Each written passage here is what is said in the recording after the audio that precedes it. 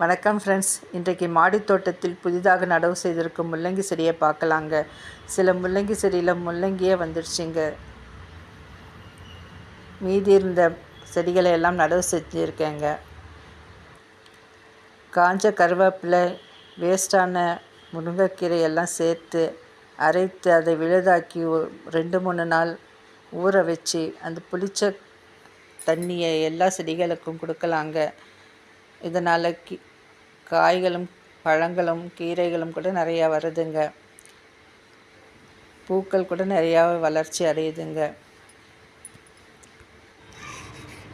இன்றைக்கு வீட்டிற்கு தேவையான சுண்டைக்காய், பூக்கள் மற்றும் தக்காளி பழம் பறிச்சாச்சுங்க. வீடியோவை லைக் பண்ணுங்கள், ஷேர் பண்ணுங்கள், சப்ஸ்கிரைப் பண்ணுங்கள். Enjoy gardening.